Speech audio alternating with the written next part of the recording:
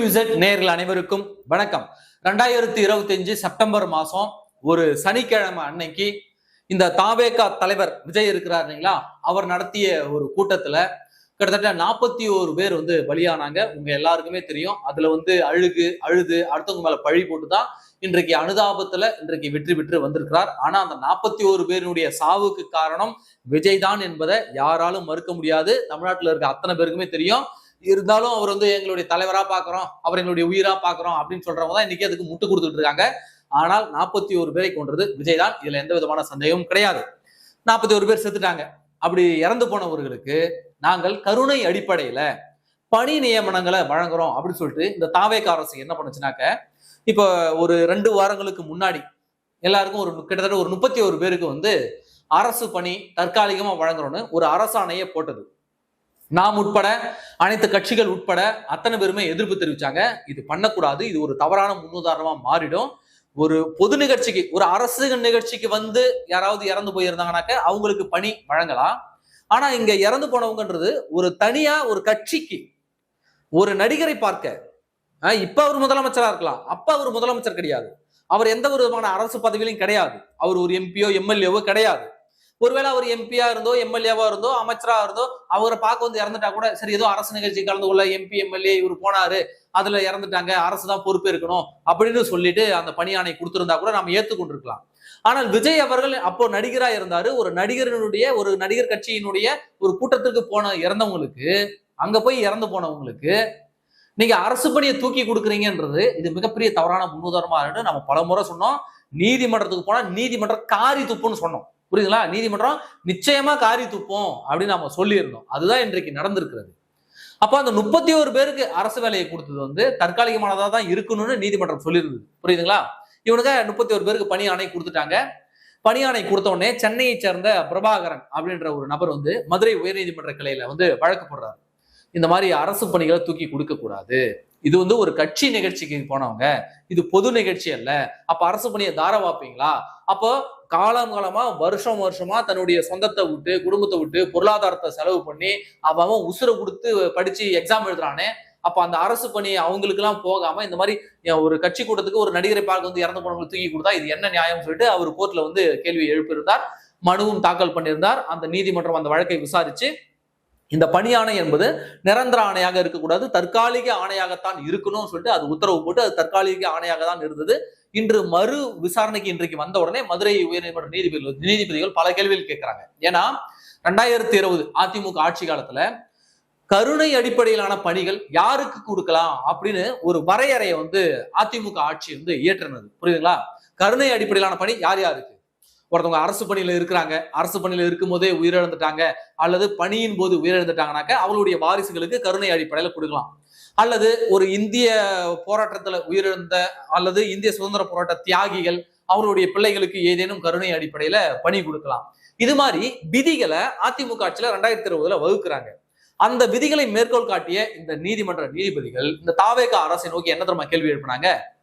ஏங்க, இதுல ஒரு கட்சி கூட்டத்துக்கு போய் இறந்தவங்களுக்கு எல்லாம் பணி கொடுக்கலாம் அப்படின்னு அதுல இல்லைங்களேங்க அப்படின்னு நீதிமன்றம் கேட்டோடனே இந்த தாவேகா அரசால ஒண்ணுமே பதில் சொல்ல முடியல. ஏன்னா யாருக்கு எல்லாம் கருணை அடிப்படையில வேலை கொடுக்கலான்னு ஒரு விதிமுறை அரசுகிட்ட இருக்கு. அப்படி இருக்கும் பொழுது அதுல இந்த மாதிரியான, அதாவது ஒரு கட்சி கூட்டத்துக்கு போய் இறந்தவங்களுக்கு கொடுக்கலான்ற ஒரு இது கிடையாது, ஒரு பதிவு அதுல கிடையாது. அதை நீதிமன்றம் சுட்டி காட்டி இந்த மாதிரி எந்தவுமே இல்லையே, அதனால நீங்கள் பணி கொடுப்பதற்கான எந்த விதமான ஒரு அங்கீகாரமோ சட்ட முகாந்திரமோ கிடையாது அப்படின்னு நீதிமன்றம் சொல்லிதான் இந்த வழக்கை என்ன பண்ணிருக்காங்கன்னா இந்த அரசாணையை ரத்து பண்றாங்க. இந்த 31 பேருக்கு பணியாணை கொடுத்தாங்கல்ல, அந்த பணியாணை அந்த அரசாணையை ரத்து பண்ணுது நீதிமன்றம். தொடர்ச்சியாக நீதிமன்றத்துல செருப்படி வாங்குவது ஒரே வேலையா இந்த தாவேகா அரசு வச்சிருக்கிறது. தவறான ஒரு கொள்கை முடிவுகள், தவறான முடிவுகளை எடுத்து தொடர்ச்சியாக நீதிமன்றத்துல பின்னடைவை சந்திச்சுட்டு வருது இந்த தாவேகா அரசு. லீகல் விங்னு ஒண்ணு இருக்கும்ல, அட விடுங்க, தமிழ்நாட்டுக்கு ஒரு ஜெனரல் அட்வொகேட் இருப்பார்ல, அவருக்கு ஏஜி கிட்ட போய் கேட்டாங்க, அட்வொகேட் ஜெனரல் அவர்கிட்ட போய் கேட்டா கூட அவர் சொல்ல மாட்டாரு, ஏங்க இதெல்லாம் தப்புங்க, இதெல்லாம் கொடுக்க கூடாதுங்க. அப்போ தாவேகா அரசு ஒரு திட்டத்தை முன்னெடுக்குது, ஒரு புதிய ஸ்கீம் அறிமுகப்படுத்தினா அதுல லீகல் பார்க்கவே மாட்டீங்களா? கன்சல்ட் பண்ணவே மாட்டீங்களா? அந்த கன்சல்ட் ஒருவேளை பண்ணி இருந்தாக்க உங்களுடைய அட்வொகேட் ஜெனரலோ அல்லது உங்களுடைய வழக்கறிஞரோ சொல்லியிருப்பாரு, சார் இதெல்லாம் கோர்ட்டுக்கு போனா குவாஷ் ஆயிடுது சார், போகாதீங்க சார் அப்படின்னு சொல்லியிருப்பாங்கல்ல. அப்போ தாந்தோன்றித்தனமாக முடிவெடுத்து இந்த மாதிரி செருப்படி வாங்குறது. அது மட்டும் இல்லாம அதே நீதிமன்றம் கேட்கிறது. என்ன தெரியுமா கேட்குது? ஏங்க இதுல இறந்து போயிட்டாங்கன்னு சொல்றீங்க, சிவகாசியில பட்டாசு தொழிற்சாலையில உயிரிழந்தவங்களுக்கும் பணி வாய்ப்பு கேட்டீங்கன்னா என்ன பண்ணுவாங்க? அரசு பணி கேட்டா என்ன பண்ணுவீங்க? இந்த அரசு என்ன பண்ணும் அப்படின்னு நீதிமன்றம் கேட்குது. அது மட்டும் இல்லாம சாலை விபத்துல இப்ப அரசு பேருந்து இடிச்சு யாராவது உயிரிழந்துட்டாங்கன்னா அவங்க அரசு பணி கேட்டாங்கன்னா அவங்களுக்கு என்னங்க பண்ணுவீங்க அப்படின்னு நீதிமன்றம் செருப்பால் அடிக்கிற மாதிரி கேள்வி கேட்டிருக்குது. அப்போ இதெல்லாம் நாங்க சொல்லியிருந்தோம், ஏற்கனவே பல முறை சொன்னோம், இப்படிலாம் பணி போடக்கூடாது, நீங்கள் அரசு பணியை தூக்கி தாரை வார்க்கிறீங்க, இந்த வேலையை வச்சிக்காதீங்க. பல லட்சக்கணக்கான இளைஞர்கள் தங்களுடைய வாழ்க்கையை அர்ப்பணிச்சு இதுக்காக படிச்சுக்கிட்டு இருக்காங்க அரசு பணிக்காக. இந்த மாதிரி ஒரு கட்சி கூட்டத்துக்கு வந்தவங்கலாம் தூக்கி கொடுத்தா நாம பல முறை சொல்லியிருந்தோம். அதே தான் இருக்கு நீதிமன்றம் சுட்டி காட்டியிருக்கிறது. அப்போ ஒரு இயற்கை பேரிடர்ல உயிரிழந்து அவங்க அரசு பணி கேட்டா அவங்களுக்கு தருவீங்களா? சிவகாசி பட்டாசு தொழிற்சாலையில வெடி விபத்துல உயிரிழந்தவங்க அவங்களுக்கு தருவீங்களா? அல்லது அரசு பேருந்துகள் மோதி ஏதேனும் விபத்து ஏற்பட்டு இறந்துட்டாருன்னா அவங்களுக்கு பணி கேட்டா தருவீங்களா அப்படின்னு இவ்வளவு கேள்விகளை கேட்டு அரசாணையை ரத்து பண்ணிருக்கு. அது மட்டும் இல்லாம நான் வந்து சொன்னேன், இது கோர்ட்டுக்கு போனா கேன்சல் ஆயிடும். நம்ம தாவேக்கா நண்பர் ஒருத்தர் இருக்கிறாரு, அவர்கிட்ட நான் சொன்னேன், அவர் வந்து புதிதாக இணைந்திருக்கிறார், அவர்கிட்ட சொன்னேன், ஆனா நான் இந்த மாதிரி முடிவு எடுத்திருக்காங்க, இதெல்லாம் கோர்ட்டுக்கு போனா தூக்கி போட்டு காரி துப்புனேன் கோர்ட் அப்படின்னு சொன்னதுக்கு அவர் என்ன தெரியுமா சொன்னாரு? தம்பி, இது வந்து அரசினுடைய கொள்கை முடிவு, அரசினுடைய கொள்கை முடிவுல கோர்ட் தலையிட முடியாது அப்படின்னாரு. இப்ப கேன்சல் ஆனதுக்கு அப்புறம் ஒரு போன் பண்ணி ஆனா கேன்சல் ஆயிடுச்சு பாத்தீங்களான்னதுக்கு அதெல்லாம் திரும்ப தீர்மானம் போட்டு கொண்டு வந்துருவாங்க தம்பி அப்படின்னு சமாளிக்கிறார். அப்போ நாங்க வந்து அந்த உயிரிழந்த 31 பேரை வந்து நாங்க வந்து துச்சமா மதிக்கல. அந்த 31 உயிர்களை நாங்கள் எள்ளி நகையாடல. அந்த 31 பேர் உயிரை நாங்கள் மதிக்கிறோம். ஆனா அவங்களுக்கு நீங்க என்ன கொடுத்துருக்கீங்க? ஆல்ரெடி அரசு, தமிழ்நாடு அரசு சார்பில் 10 லட்சம் கொடுத்தாச்சு. மு.க. ஸ்டாலின் கொடுத்துட்டாரு. கட்சி சார்பில் நீங்க ஆளுக்கு 25 லட்சம் கொடுத்துட்டீங்க. மொத்தம் 35 லட்சம். 35 லட்சத்துல எவ்வளவு தொழில் தொடங்கலாம்? இதை கோர்ட், இன்னொரு விஷயம், கோர்ட் இதை பதிவு பண்ணிருக்கு. நீங்க ஏன் அரசு படி அவங்களுக்கு கொடுக்குறீங்க? அவங்களுக்கு சுய தொழில் செய்வதற்கு கத்துக் கொடுங்க, சுய தொழில் ட்ரைனிங் கொடுங்க, ஏதாவது ஒரு சுய தொழில் செய்வதற்கு ட்ரைனிங் கொடுங்க. ட்ரைனிங் கொடுத்து அவங்களுக்கு ஏன் நீங்க தொழில் முனைவராக ஆக்கக்கூடாது? அரசு பணி கொடுப்பதற்கு ஏன் அவங்களை தொழில் முனைவராக ஆக்கக்கூடாது? ஆல்ரெடி நீங்க தான் நிதி கொடுத்துறீங்கன்னு சொல்லிட்டு நீதிமன்றம் கேட்டிருக்கிறது, மதுரை உயர் நீதிமன்ற கிளை கேட்டிருக்கிறது. சரிதானே? ஆல்ரெடி 35 லட்சம் கொடுத்தாச்சு, அரசு சார்பில் 10 லட்சம். அரசு சார்பில் ஏற்கனவே நிவாரணம் வழங்கப்பட்ட பிறகு மீண்டும் அரசு பணி கொடுப்பது என்பது எவ்வளவு பெரிய தவறு, புரியுதுங்களா? அரசு சார்பில் ஏற்கனவே 10 லட்சம் கொடுத்தாச்சு. இப்போ மீண்டும் அரசு பணி கொடுக்குறேன்னா எவ்வளவுதான் பண்ணுவ? சொல்லு பாப்போம், எவ்வளவுதான் பண்ணுவ? இங்க தொழிற்சாலையில, இங்க உதாரணத்துக்கு சொல்றேன், இதே தாவே காட்சியில இங்க திருவள்ளூர் டிஸ்ட்ரிக்ட்ல தொழிற்சாலையில கிட்டத்தட்ட ஒரு 15-16 பேரு விஷவாயு கசிஞ்சு, அம்மோனியா வாயு கசிஞ்சு இறந்து போயிட்டாங்க. 3/4 பேர் குழந்தை தொழிலாளர்கள். அந்த பிரச்சனை அந்த தாவேக அரசு அனைத்து மீடியாக்களுக்குமே காசு கொடுத்து அப்படியே மூடி மறைச்சிருச்சு. அந்த விஷயமே வெளியே வராம பார்த்துச்சு. நான் அந்த விவாதம் நடத்தாம பார்த்துச்சு. விஷயம் வெளியில லீக் ஆனிச்சு, ஆனா பரபரப்பா பேசப்படல. இதுவே ஒரு அதிமுக ஆட்சியிலோ திமுக ஆட்சியிலோ நடைபெற்று இருந்தால் இது வந்து மிகப்பெரிய பிரச்சனை ஆகியிருக்கும், எதிர்கட்சியா இருக்கவங்களும் ஆக்கியிருப்பாங்க. ஆனா தாவேக ஆட்சியின் உடனே அனைத்து மீடியாக்களும் வாய மூடி மௌனியாக இருந்தது. அதுல இறந்து போனவங்களுக்கு 2 லட்சமா, புரியுதுங்களா? அதுல இறந்து போனவங்களுக்கு 2 லட்சம். சிவகாசி பட்டாசு தொழிற்சாலையில அங்க உயிரிழந்தாக்க அதுக்கு 3 லட்சம். இதெல்லாம் அரசினுடைய குறைபாடு. ஏன்னா தொழில்துறைய, தொழிற்சாலைகளை கண்காணிக்க வேண்டியது ஒரு அரசினுடைய கடமை, இன்ஸ்பெக்ஷன் போக வேண்டியது அரசினுடைய கடமை.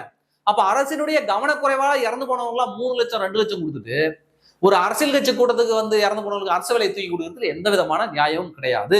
இதைத்தான் நாங்க அன்னைக்கும் சொன்னோம், இன்னைக்கும் சொல்றோம், எப்பவும் சொல்றோம். இந்த தவறை எந்த கட்சி செய்தாலும் தவறுதான். ஒருவேளை அதிமுக ஆட்சியில அதிமுக கூட்டத்துக்கு வந்து யாராவது இறந்து போனவங்க அரசு பண்ணி கொடுத்தாலும் நாங்க கண்டிச்சு பேசுவோம். ஏன்னா லட்சக்கணக்கான இளைஞர்கள், நானும் டிஎன்பிஎஸ்சிக்கு ப்ரிப்பேர் பண்ணியிருக்கேன், எனக்கு தெரியும் அதனுடைய கஷ்டம் எவ்வளவுன்னு சொல்லிட்டு. காலைல 2 மணிக்கு 3 மணிக்கெல்லாம் எழுந்திரிச்சு படிச்சிருக்கோம், நைட்டு 10 மணிக்கு 11 மணி வரைக்கும் எல்லாம் படிச்சிருக்கிறோம், புரியுதுங்களா? அதனால அந்த இடத்துல இருந்து வந்ததாலும் நான் சொல்றேன், அரசு பணி என்பது ஒரு தவறான முன்னுதாரணமாக மாறிவிடக் கூடாது. எந்த கட்சியாக இருந்தாலும் சரி, அதிமுகவா இருந்தாலும் சரி, திமுகவா இருந்தாலும் சரி, நாளைக்கு நாம் தமிழரே ஆட்சிக்கு வந்தாலும் சரி, இந்த மாதிரி அரசு பணிகளை தங்களுடைய சுய லாபத்துக்காக, சுய அரசியலுக்காக தூக்கி கொடுத்து விடக்கூடாது. இப்ப அந்த அரசு பணி கொடுப்பதன் மூலமாக இங்க வழக்கு நடந்துட்டு இருக்கு, கரூர் வழக்கு, சிபிஐ வழக்கு நடந்துகிட்டு இருக்கு. ஒரு வகையில இந்த இறந்து போன 41 பேரும் சாட்சியங்கள் தான், அவர்களுடைய குடும்பத்தினரும் சாட்சியங்கள் தான். அப்போ இந்த அரசு பணியை வழக்கு நடக்கும் போது நீங்கள் தூக்கி கொடுத்தீர்கள் என்றால் அது சாட்சியங்களை பிறர் சாட்சியாக மாற்றுவதாக மாறிவிடும், சாட்சியங்களை திசை தரப்பக்கூடிய ஒரு செயலாக மாறிவிடும். இதை நீதிமன்றமும் சொல்கிறது, புரியுதுங்களா? அந்த வழக்கு தொடுத்த நபரும் இதைத்தான் சொல்றாரு, நாங்களும் அதை தான் சொல்றோம். அப்போ லஞ்சம் கொடுக்குற மாதிரி, சாட்சிகளுக்கு லஞ்சம் கொடுக்குற மாதிரி தான் இந்த அரசு பணி, உண்மையை மூடி மறைக்கிறது. ஒருவேளை விஜய் அவர்களே குற்றவாளியாக இருந்திருந்தால், இவர்கள் மாற்றி பிழன்று சாட்சி சொன்னா அரசு பணி கொடுத்துதான், அரசு பணியை லஞ்சமாக கொடுத்துதான் பிறர் சாட்சியெல்லாம் மாறினாங்கன்னு எதிரில் இருக்கக்கூடிய டெஃபன் பண்ணா என்ன பண்ணுவீங்க? இதுக்கும் வாய்ப்பு இருக்குல்ல. அதனால இந்த 41 உயிர்களை நாங்கள் மலிவாக நினைக்கல. 31 பேருக்கு அரசு பணி கொடுத்ததை நாங்கள் எதிர்க்கிறோம். இன்னும் கூட 1 கோடி ரூபாய் கூட தூக்கி கொடுங்க, அரசு பணத்துல இருந்து கூட தூக்கி கொடுங்க. ஆனால் அரசு பணி என்பது அவ்வாறு கிடையாது. இது ஒரு தவறான முன்னுதாரணமாக மாறிடும். எந்த கட்சி இந்த தவறை செய்தாலும் நாம அதை கண்டிப்போம். புரியுதுங்களா? நன்றி.